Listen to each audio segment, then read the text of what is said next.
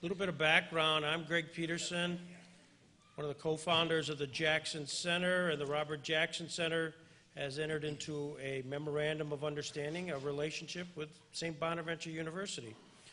And as a result of that, and a result of the initiative of the president, Sister Margaret Carney, much has happened in a very short period of time, including concepts of programming here, and we've actually had over the past year interviews with Coach Schmidt and Coach Crowley. They came up here to introduce last year's basketball squad. We also had your teammate, Paul Hoffman, come down here and regale us with stories, which ultimately led to why you're here today. We'll talk about that in just a second. To my left here is Cameron Hurst. Cameron Hurst is a Jamestown High School graduate, or soon-to-be graduate. He is a rock star. He is, he told me to write that in. President of the JHS Acapella. He's co-vice president of the class of 2016, co-vice president of the Hours JHS Honor Society, head writer of the Rowdy Raider. It goes on, and he also works for the Jamestown Post-Journal. And it was Cameron who, working with our Post-Journal sports editor, Scott Kimberg, went out and dug up all of the information about Paul Hoffman. And he did that by reaching deep into a relationship his grandmother has with Coach Weesey. And as a result, that led to information which was helpful to me. So that was so successful, Billy, that we went back to Cameron one more time as he's preparing to go to St. Bonaventure and to do stuff. And he not only dug deep with the coach, your coach, but he also dug even deeper with your former roommate, Bob Lanier. So he's been at places and levels of which most sports writers just dream about. But so he's going to be joining us for the interview as we get going. Before we get started, Seth Johnson, who is here, is the director of marketing. He basically runs the sports department at St. Bonaventure. There are some coaches and other athletic directors. Guy named Kenny. I don't know what his name. They're not here, so they're not. That's right. So Seth, if you want to say a few words, come on up.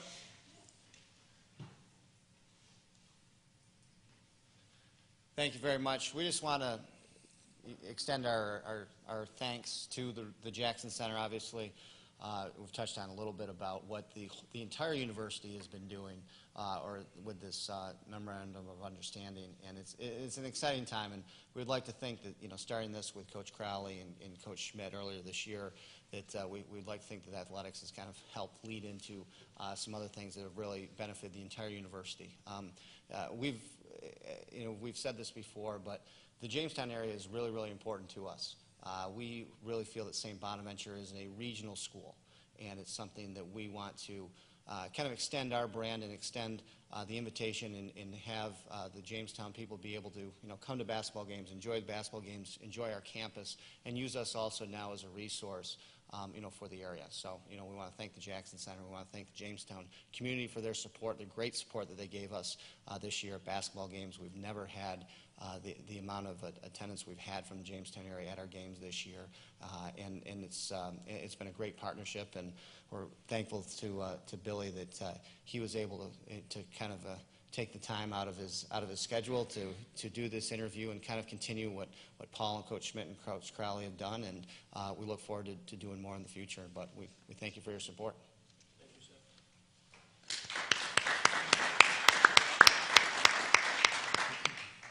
We're going to show an introductory video on Billy, just to get our head around life and times. I'm 65 years old. I don't want to admit that, but the reality is I lived during a time which the 1970 St. Bonaventure team made us all breathe very heavily. And so I lived it, and to have a chance to meet the Paul Hoffmans and the Billy Kalbaughs is, for me, a personal thrill. And you got to know how this all happened. We had the coaches Schmidt and Crowley here, and I was curious, is there anybody around of that team? And ultimately, they set forth Paul Hoffman. And Paul Hoffman came here. And if you haven't seen Paul lately, he's got a beard, and you wouldn't necessarily see him as, you know, the athlete that you saw running up and down the court back in the early 70s. Nevertheless, he was very engaging, enlightening, etc. And we then asked him, I said, did you stay in touch with the team? And we learned that they stay, and you'll hear, very, very close. And I said, like who? And he said, Billy Kalbaugh. And then I took him to the golf course, and he said, by the way, I'll give you Billy's contact information. While that was going on, at the same time, we'd learned that, in fact, Billy married a local gal. How cool is this? Well, then my antenna went way up. I'm the attorney for the village of Faulkner. My DPW guy is Sam Agnebenny, and that's close enough. And then I led to talking to Deb and Jim, and then that just said, hey, just call her. And that led to a conversation, wondering, gee, if you'll ever come back up here, we'd love to have that. And sure enough, tomorrow you're going to an ordination in Erie, and so here we are today. But I just want to have this one story. We'll show the video, and then we'll start the interview. Paul Hoffman, in the course of the conversation, asked him, I said, well, tell me about this Billy Kalbaugh guy, since you brought him up. He goes, well, there's one particular story which is of keen interest to most of the crowd, and that was Billy and I were probably having dinner at St. Bonaventure, and all of a sudden you had an urge to come to Faulkner to see Sharon because they had been dating. And so Billy dutifully had the car, I suspect, and drove you up to Faulkner, or Jamestown rather, Jamestown, and went to the house, knocked on the door, and I guess you were greeted by Sharon's dad, and that's as far as it got. You never had the chance to actually connect, and so Paul allowed us how that, feeling sorry for you, that he at least took you to a local libation center here in Jamestown, and perhaps musing about what could have been that wasn't. So I'm not here to ask or even confirm all that, but that's Paul's story, and he's sticking with it. Go ahead. She was on a date. I interrupted her on a date. That's what happened. And what's the name of the place, Sharon? 4 O'Clock Club. And did Hoppy tell you that the owner came with the flashlight in his face? No. No, he was ready to fight. Oh gosh, there's more to the story. So he didn't tell you the whole thing. No, we'll have a chance probably for you to fill in there. Turn on the lights here, and we're going to show a vignette of a movie that some of you, for St. Bonaventure fans, have seen. This is just a snippet of Unfinished Dreams.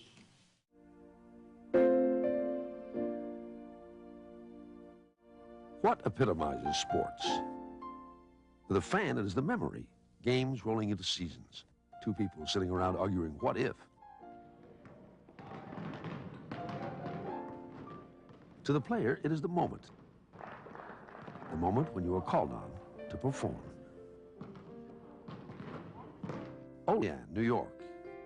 In December of 1969, temperatures here were plummeting, but hopes were rising over the hometown college basketball team, St. Bonaventure, that had captured the hearts of the locals. It was the era of UCLA, coached by John Wooden and led by the dominant play of center Lou Alcindor. The Bruins had won 3 consecutive national championships. I had 2 very good ball games. I got 29 and 27. Was named to the all-tournament team along with Jimmy McMillan and Calvin Murphy and Jeff Petrie. I started really working on my basketball skills, developed more confidence in my game, and started shooting ball going in, started thinking better on the floor, feeling more comfortable about who Bob Lanier was. One of the people that came up and introduced himself to me was Fred Handler, and Fred asked if not only could I come and visit the school, but could I come right from Allentown. And while I was here, I had to go meet head coach Larry Weesey, and when Larry brought me in, he said, we'd like you to come to St. Bonaventure. Would you sign a scholarship? And I said, right now. Mr. Schwepke took over the team the following year, and had asked me to come out for the team. I make the team. We won 2 city championships in my junior year and my senior year. I get recruited by Bonaventure, and the rest is kind of like history. Billy, Calvo, and Bob were roommates, and they grew as human beings, they grew as basketball players through the 4 years. I remember this country-looking white boy, big old square-headed guy. Yeah, I guess we made kind of an odd couple. 7-foot black guy, 5'10" white guy, but there was an awful lot of things that we had in common. We just kind of melted in with each other. I think he respected the fact, boy, this guy's going to get me the ball. Once we got to know each other, we realized that we had a lot more in common than basketball. I remember one time his father came down. Mr. Lanier was a great guy. Mrs. Lanier is my second mother. She's a sweetheart. Mr. Lanier gave Bob about $10 and happened to hand me $5. Well, as soon as Mr. Lanier left, Bob says, give me that $5 back. I said, I'm not giving that. He said, your dad gave that to me. He didn't give that to you. So, Billy liar. Oh, Billy. Quiet style of motivation and instruction blended perfectly with his team. Billy Kalbaugh was a magician with the ball. Sometimes we'd stand there and watch him go through his little routine between the legs and around the back and just go by people. He knew the game instinctively. He was a coach on the floor. Just a great floor general. Billy would run through the wall and we'd all foul. He always knew how to get the ball to Lanier's hand. A needlepoint pass right down the middle. Probably the heart and soul squad. He set our tone. one sign in our locker room, all it said was College Park, Maryland. That's where the Final Four was that year. So I think when we approached it on October 15th, we were very confident that we could accomplish an awful lot of things with that team. Up to number 3 in the polls, heading to Philadelphia for a matchup with Villanova, heading for disappointment. I'm the one that blew it, so I probably should talk about it. But it was, we played in the old Villanova Cat House where they hadn't lost for, I guess, 5 years since Senator Bradley's Princeton team had beat them in there. It was a difficult place to play in. I remember we were down the whole game, and we got the ball out with about 30 seconds to go with a chance to tie. And it was a play that I was involved in that caused us to lose. The backcourt violation. Billy threw the ball inbounds to me, and we hadn't come across the half-court line yet. He threw it to me, and I was standing in the backcourt, so... And I could almost see Billy trying not to receive the ball because he knew as soon as he caught it, it was going to be called a backcourt violation. It was almost like a hot potato to him, and he was trying to, duck and avoid the ball, and... So it looked like we were out of it, and then I was fortunate enough to get a steal, and I knocked it. I think it was to you, huh? Yeah. Billy stole the ball. He tapped it to me. I gave it back to Billy, and it was going down for a layup. Somehow it came off the rim. And Hank Simentowski, I don't know how, he knocked it away. And I remember putting it back up on the rim, and I think he took it off the rim again. Let's be honest, he took it right off the rim. There was no call.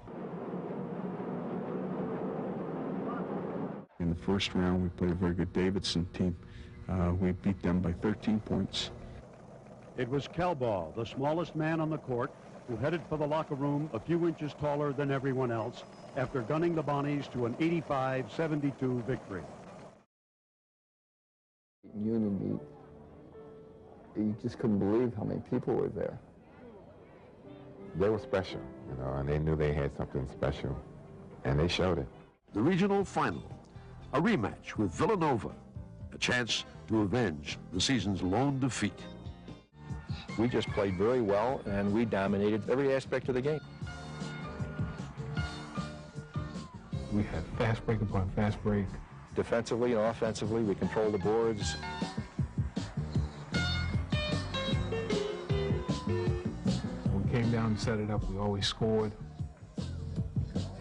We gradually got to a 20-point lead and maintained it. Calvo was bringing the ball down court, and I was like in front of him, and I went like this, and then I turned because it looked like he was about to shoot, so I turned to look at the hoop, and the next thing I knew, my leg came out under me. I didn't see it. I do remember turning around and looking and watching our trainer run out to him. And I never knew what had happened until, they told me that Chris Ford had run into my knee. To realize, to have that ecstasy of, winning this thing and then going over the bench and find out that you know, your main man wasn't going to be with you the next week. I know my initial thoughts, it was devastation. I just couldn't believe it. I firmly believed at that particular time we were the best team in the country. We were on such a roll. We were playing such great offensively, defensively. We were rebounding the ball. We did not have a major weakness at that particular time. The Final Four. UCLA versus New Mexico State. Bonaventure would face Jacksonville. One game away from the finals. I didn't realize that, Artis Gilmore was as big as he was until I met him in the parking lot after the game. I mean, that's how much I was into the game, and that's how much I really wanted to win. They're playing their butts off. I mean, hustling, but you can see they were trying to climb this mountain. It was like, and they were like right to the peak of the mountain, and then you gotta do it, boys, baby. In the second half, those two big old 7-foot guys just kind of like said, pa-pow, pa-pow. I mean, obviously, I'm supposed to think that way, but I truly believe that to this day. To one time feel that you are the best in the country, it's a very exhilarating feeling. You know it. I mean, it's not a question that you think it, you know it. And the kids knew it. Happy ending is to be able to look back and hold your head up and say, I was there. So Billy, throughout that musical, they had a Ramsey Lewis song, Wade in the Water. Wade in the Water. Yeah. Was that your theme song? That was the team's theme song. Yes, it was. Yes, it was. Was that specifically one of the players that did that? I mean, we all just kind of liked it, and we started winning with it. So we had them play it on the PA when we came out, and it was special times. You see that now. I mean, I've seen it probably 100 times, probably. But what's the emotion that runs through you? I get very emotional when I see that. Very. I am right now. Sorry. But, whenever I watch the Final Four, and at the end of the Final Four, what's the music they play at the end of the final? One shining moment. And whenever I see that, I kind of break down, to be honest with you, because the 12 of us that were on the team, to a man, thought we were the best and thought we were going to win the NCAA championship. So it's tough when I watch that, to be very honest with you. Aren't you glad I brought this degree of levity to the that floor. Sharon, you want to talk about your date? Since we're down at this level. The floor down where Bob got hurt down at Columbia, South Carolina, they were the first team to put an old tartan surface in, which is, you probably don't know what it is today. They got rid of them all. They were rubberized surface, okay? And when Ford ran into Bob, if it was a wood floor, I think his knee would have given a little. With the rubberized surface, his knee just stuck right there. And took the whole blood. Bob ended up, I think he's had, of course, those are the old railroad tracks. I think he had 4 of them. I think all in all, with the new procedure, I think he had 11 all told knee surgeries. That's what playing in the NBA for 14 years does to you. So. Did you know anything? Your dad was a coach for many years. Right. You went to Catholic high school, right? I went to Catholic Central High School in Troy, New York. Where was it that your dad coached? My dad coached RPI in Troy, New York.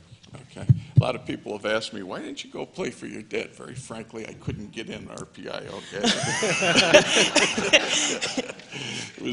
You had to be brilliant in sciences, which I never was, so.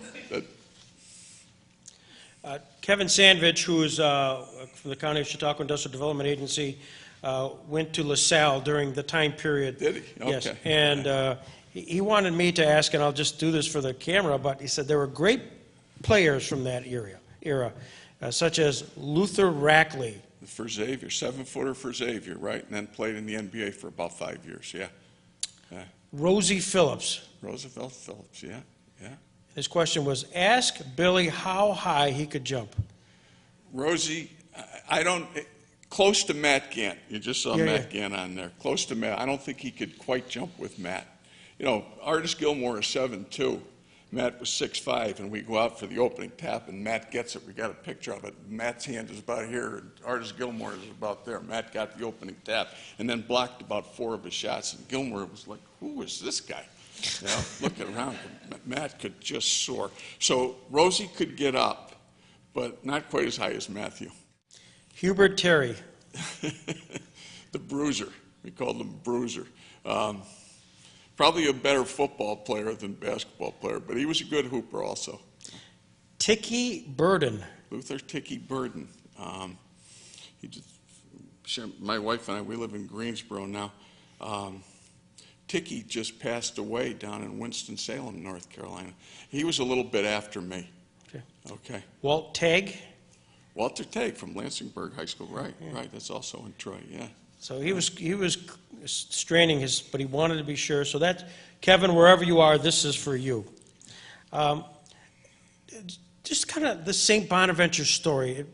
You know, then I'm going to turn it over to Cameron. But how did you even know about it, and how did you connect there? It's funny. I think I was telling somebody earlier tonight. When I was a senior in high school, there was a fellow, name was Faziola, was a Xavier grad, and he told the coaches at Xavier about me, Xavier of Ohio. Luther Rackley that you just mentioned. He and I were good friends. He was a freshman at Xavier at the time, and he had told them about me also. So the guy came down to the game, and I had a very good guy. I can even remember I had 28 that night.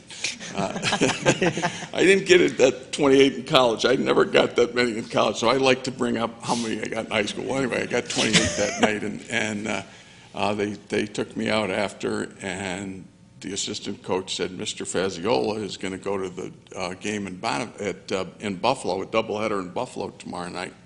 We're playing St. Bonaventure. Would you like to go? And I said, I'd love to drive out. So I went to that game, and frankly, they offered me a scholarship.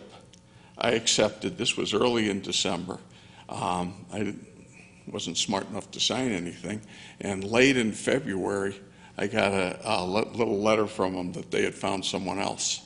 So I was I had probably heard from a number of schools that I didn't, I had told I wasn't interested.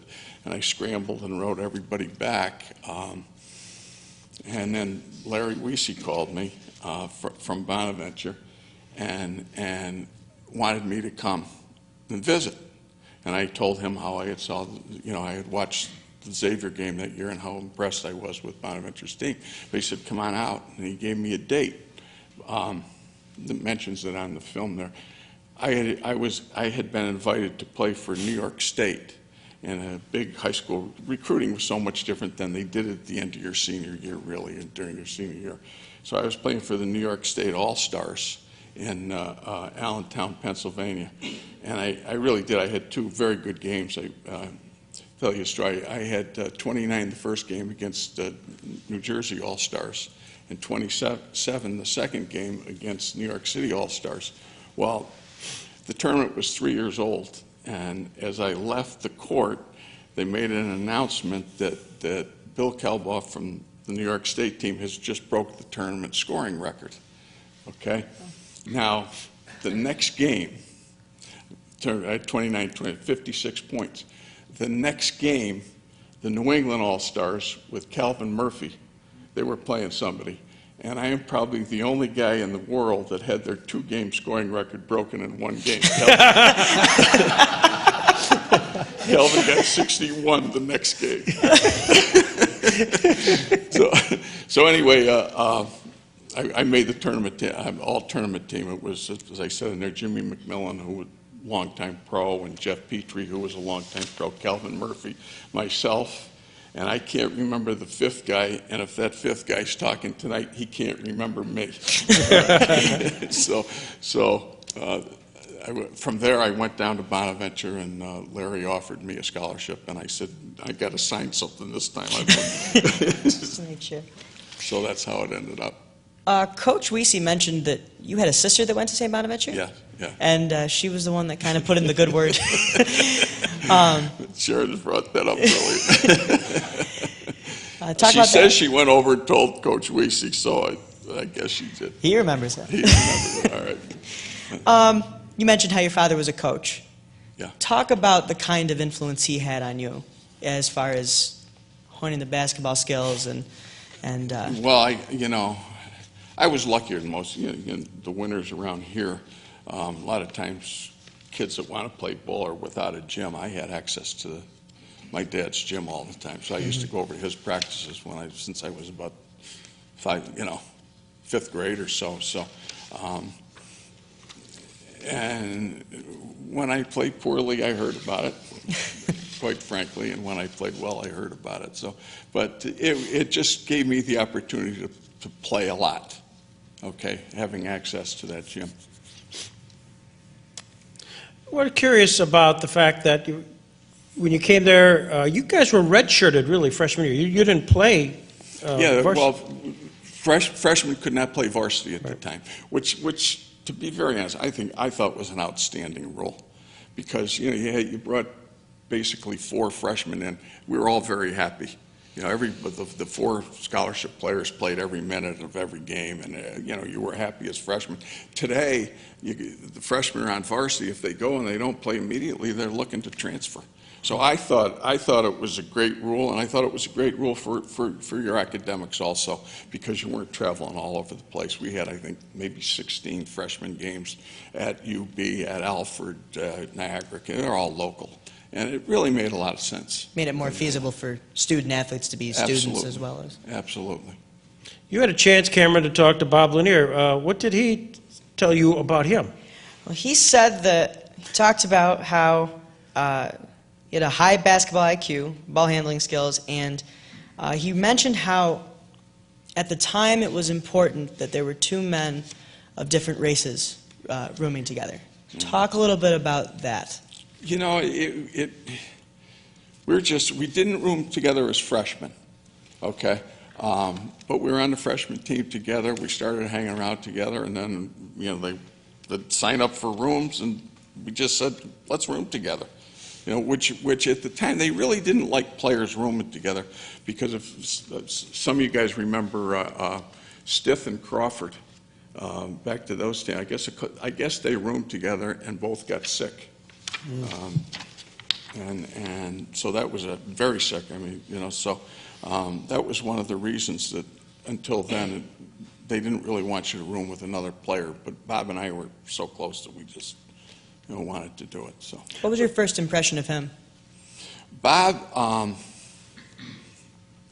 first of all, he was a warm guy. Bob was a very good guy. My first impression as a player was a guy that was a very good shooter. Obviously, he was 6'10", 6'11", very good shooter. What people don't realize about Bob is in between our freshman and sophomore year, he was overweight as a freshman. Okay, he worked on his conditioning so much during. You couldn't do it today, but if you know Bonaventure, there's a field right behind Riley Center that's about a mile around. Bob used to run around that in the summer. We were at summer school between freshman and sophomore year with this big rubber suit on. They'd never let you wear that today, okay, for health reasons. But and he got down to a very good playing weight. He probably went from 290 to 260, to be honest with you, and really worked at his game, really worked at his post-up moves, started moving better and everything. It just came, okay? It just came for him. But he worked hard at it. He worked very hard at his game. Well, St. Bonaventure, this is again 69, 68, 69, 70. A lot of stuff going on, just race relations throughout the country. Did you get any sense of that at all on the campus at that time? Well, Bob and I would talk about it a lot. We talked. I was with Bob the night Martin Luther King got shot and killed, walking down Main Street in Olean, as a matter of fact. So we talked about it quite a bit. But my high school, which was Catholic Central High School, was lily white. We had 2,000 kids, and there wasn't a black kid in the school. And Bob went to Bennett in Buffalo, which was predominantly black. So, but our relationship really wasn't based on that. We just hit it off. We just hit it off. It wasn't something that we said a black guy's got a room with a white guy. Right? We just hit it off. Did you ever pay back that $5? Absolutely not. No. I mentioned that to him when I talked to him, He still is very. He still denies Yeah, it. he says. He says, you know, money was hard to come by back in them days. When my father gave him $5, I didn't understand. That was my money, not his money. That was supposed to be all of it for me. Can we go through just your roster and maybe a vignette or two, and it can be something other than just nice guy, like we just talked about Bob, but Matt Gant. Matty was in Sharon's class, as a matter of fact. Athletically, Matty, I mean, he soared. He soared. He could run like a deer. He'd jump. Kind of of our team, he was kind of the quiet guy. He didn't talk a whole lot, but a good guy. Lives in Syracuse now, and he's doing pretty well from what I understand. Bubba Gary is a gem. Bub and I are very close too. Bub's worked for, I don't know, probably 30 years as an admissions counselor at Cornell. Okay, after his playing days were over. And I saw Roger McTavish here. Roger, he was offered a chance to ref in the NBA too, by the way. He was a very good ref also after his playing days were over. But Bub's son was a great wide receiver for the University of Maryland. I'm going back about 10, 12 years. And at the time, Maryland was in the ACC, so they used to come down with the 4 Carolina teams in the ACC. They'd play 2 of them at home and 2 of them on the road. So whenever they played Wake or Carolina or Duke or UNC down in North Carolina, I'd get a call from Bubs, and he'd come down with his bride and stay with us for about 3 days, and then we'd feed him and everything. Bubs is a great guy. We talked about Hoffy already.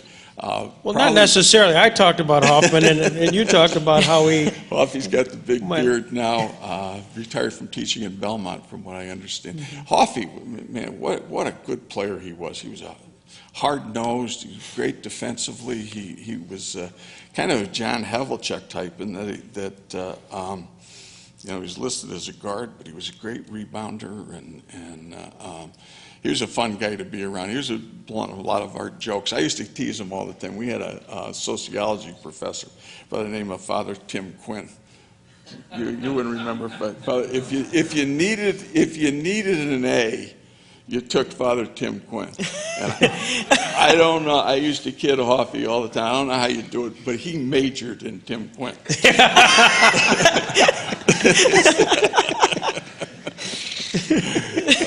Mike Call lives in Buffalo. I'm probably, of the guys on the team, I'm very close with Mike.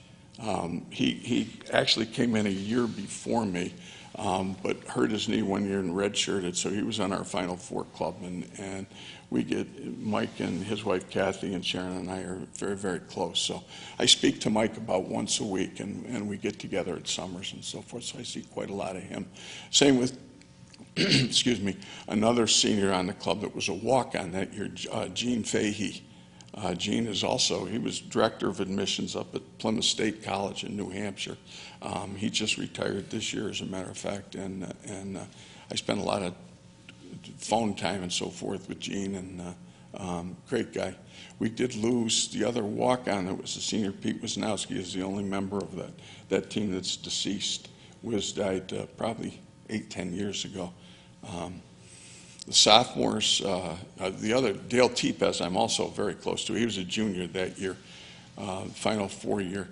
Dale started a lot of games as a sophomore and then was hurt most of the Final Four year, but came back and started again as a senior when they went 3rd in the NIT. And Dale and I are also very, very close. We talk quite a bit. He spends half his time in Rochester and the other half down in Florida. Retired as a, what insurance company was he with you? Okay.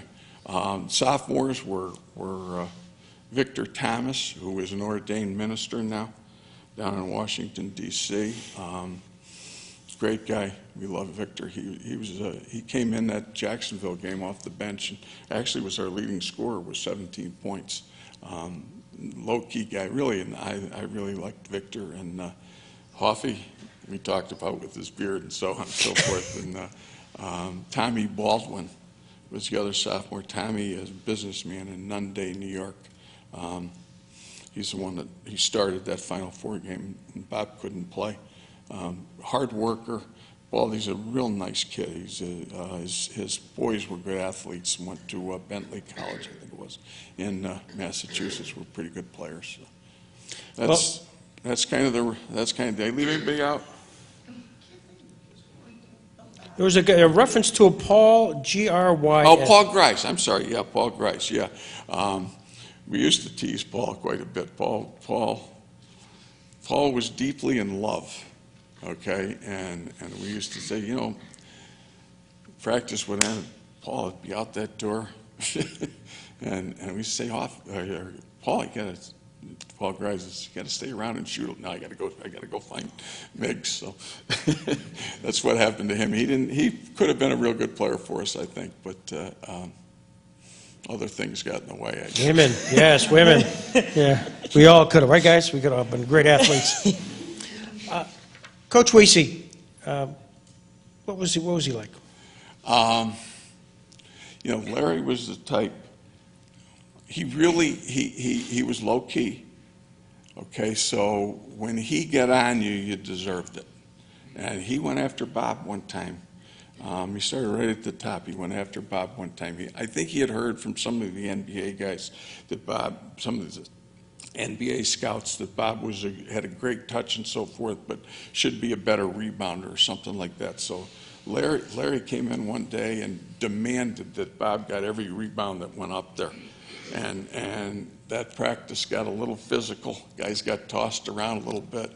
And I said, you know, I'm only 5'10", but I'm going to get a rebound. I am going to get a rebound. And I did get one. He didn't chase me around or anything, but I did get a rebound. But that was Larry. He started at the top. He got on Bob that one day. When he got on you, it was generally for a reason. I never remember him telling anybody, you know, you're shooting too much or anything like that. I always kid Larry, though. Whenever he'd call a timeout, he'd come around, Larry'd call a timeout, and he'd kind of look smart. He'd say, get the ball to Bob. I heard that every timeout. I heard the same thing, get the ball to Bob. So. In-game demeanor, very low-key, too? Yeah, he was. He was very low key. You know,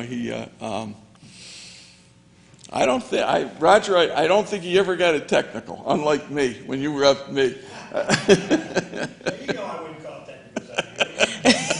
that. I don't think Larry ever got one that I can recall in my 3 years with him. No, he was just a low key guy. Had two very good assistants, Fred Handler. Who actually was the one that saw me play in Allentown. Fred Handler and Bob Sassone, who I was an assistant with at Bonaventure, and Sass and I just had great times. Sass, we toured Yugoslavia in 1977, I think, or 78. We went over there, and Sass was my roommate, and there's no one in the world that can snore with Bob Sassone. Now you spent time. We kind of mentioned that as an assistant coach under Jimmy Sadlin. Under Jim Sadlin, yep. Yeah. It was also a 2-year teammate of mine, and I talked to Jim quite a bit. Talk about that time, because I know there were some NIT runs. Yeah, we won the NIT in 1977. You look at the NCAA tournament today, and we're just talking about the two play-in games in Dayton. You got two play-in games to get the field to 64. You know, when I was a player, there was 25 teams in the NCAA. That's all there were. Okay, 9 conferences, the ACC, the Big Ten. They got a bye right into the regionals. So those teams would only have to win 4 games to win that. We played Davidson in the first round. Independence had to play an additional game. But back then, there's basically 25 teams in the NCAA. They expanded it to 32, I think it was in 1975.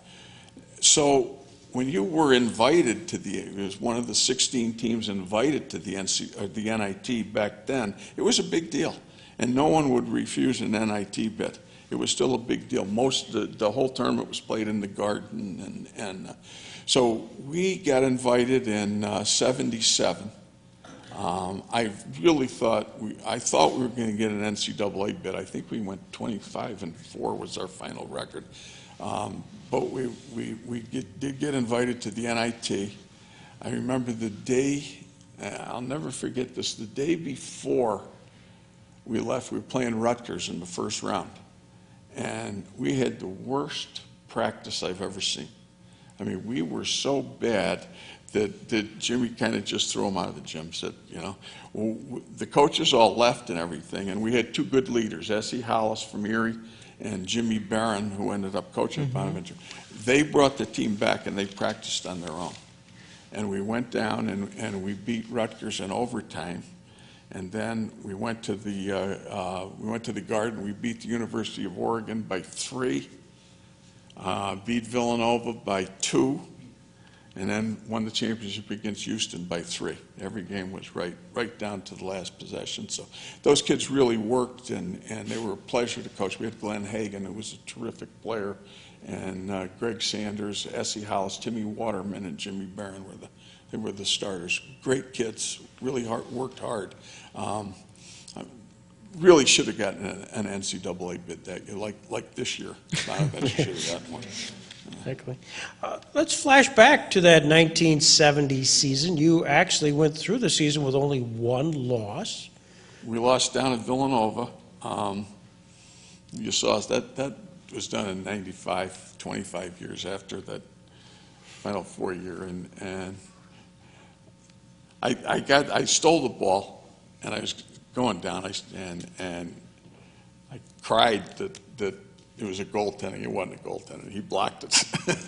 All right. When you played on the road back then, okay, it was a little different because now they all have league officials.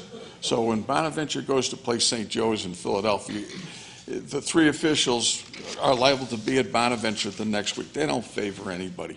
Back in those days, sorry, Roger, I got to say this. Back in those days, when teams played at Bonaventure, they had Roger, or they had guys from Buffalo, or guys from Rochester. You generally got a pretty good whistle, okay? So, and it was the same when you went on the road. You went down to play at Villanova. You had to beat them.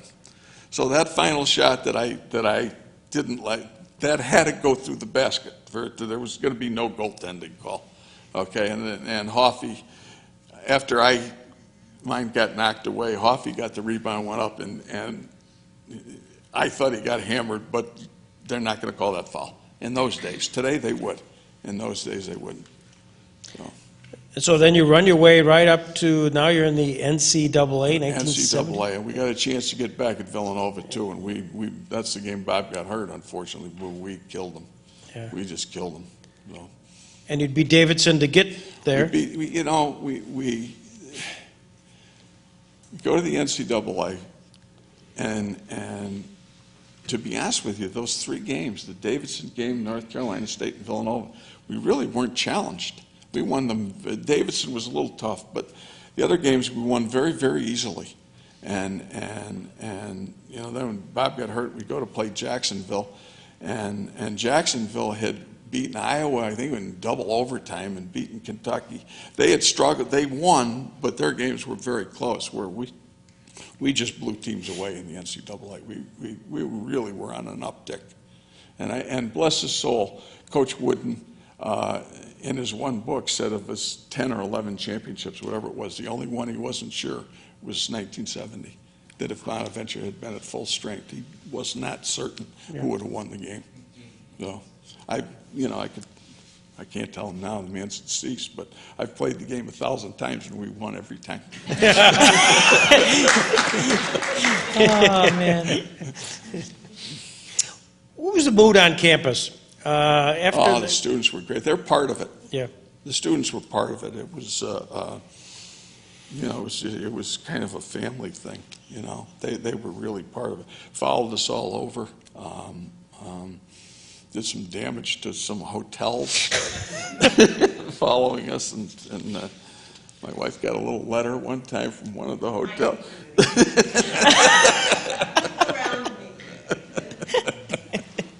You got the letters? Is that right? Unfortunately. She and 6 of her friends went, and she was the one, she got the room in her name. Ah. The room was in my name, so Dr. Crispin called us all in, and we got letters that we were all in trouble, when none of us did. Of course, if the room was in your name, you're not going to do any damage. Of course. All those evil people from the second. Here's the good news. There is a statute of limitations, so you can talk about it.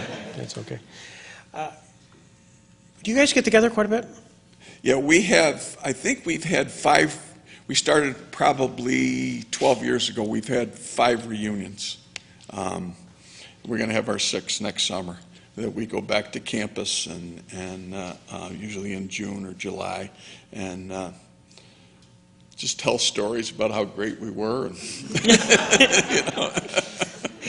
you know, we come in and we were the team that went to the Final Four when after the 11 of us get together and leave. There was never a team that could beat us. Yeah. Okay, that's that's a nice thing. That's the nice thing. This is my 50th year or 45th year of being out of Bonaventure, and I think when I played, I think they said, Kalbaugh, he's all right. He beats presses with the dribble and he gets the ball into Lanier. Then you go from like 85 to 2000. That Kalbaugh was a pretty good player. And then from 2000 to now, man, could that guy play? I haven't touched a ball. and yet I keep getting better. That's the nice thing about getting old. Cameron didn't live during this time period, so tell him about what it was like to play in that little 3. Canisius the little 3. Yeah, that was. It was really special. Talk about students being part of the games. There was a fight with the students every time we played Niagara and Canisius. There was guys getting thrown out of the gym, and, but it was. I tell you, Niagara. My senior year, when Calvin was a senior, the little 3 had 2 of the 5 best players in the country. Two consensus All-Americans with Lanier and Murphy in our own little 3 here, Niagara and Canisius and Bonaventure. Niagara was always good. It was good ball. It really was good ball. And both teams liked to run and push it, and the games were good. I do remember they gave us a very good game down at Bonaventure our senior year, and the second game we're playing, the last game of the year, we're playing Niagara in the Odd. We sold out the old Odd, and I can remember Van Miller, especially the sportscaster for one of the channels up there, saying Bonaventure had won 12 in a row against Niagara. And Van was saying, I think the streak is going to end. Niagara's playing on such an uptick, and we ended up winning the game 104 to 69. 104 to 69. And I remember Van coming in our locker room to interview guys after the game, and I told him, I said, if you ever bet a horse, don't tell me who you like. Probably the one time he was wrong. Yeah. So that was the last regular season game. In fact, they announced the NCAA pairings that day, and Niagara got in and beat Penn in the first round. Penn was very, very good. So they came down to the Final Four and was in Columbia, South Carolina with us, and it was really nice at the time. All their people rooted for us, and all our people rooted for them. Now, that was Niagara. It wouldn't have been that way if it was Canisius. Canisius at the time, the games were not real good basketball. They were very physical, a lot of fouls. Our student bodies didn't get along at all. That was a war. Those Canisius games were war. And I got to say, they weren't. Canisius wasn't as good as us. They weren't as good as Niagara. But man, they really played us tough. They did. They played us tough and played us hard.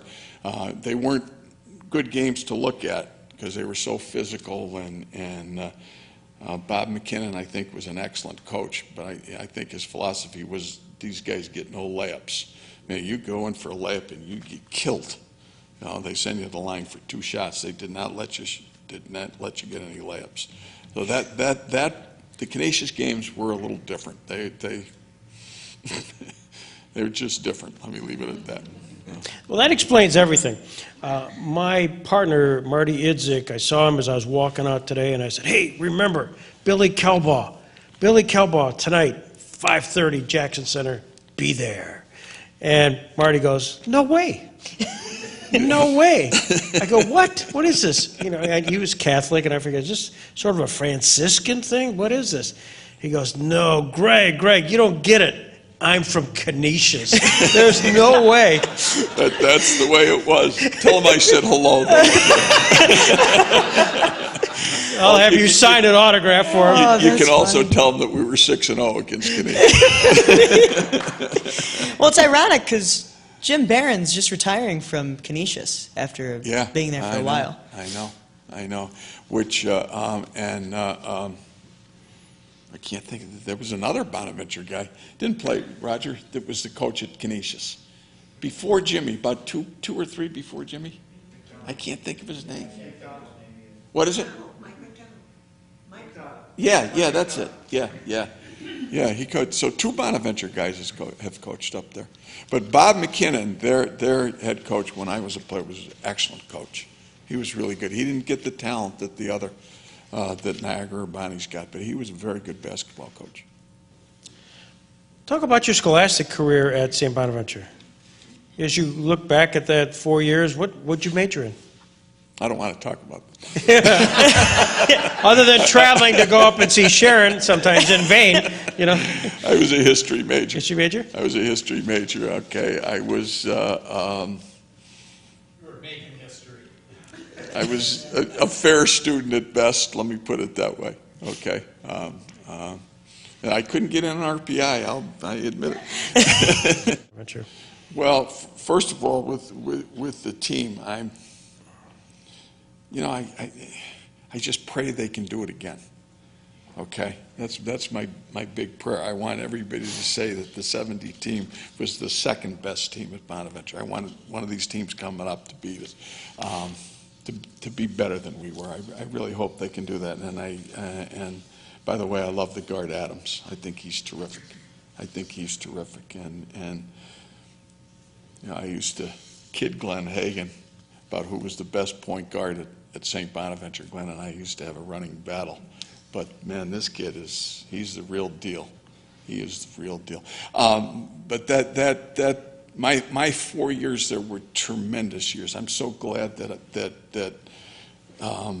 Bonaventure really was the only school that ever gave me a scholarship. That was perfect. I didn't have really a choice to make.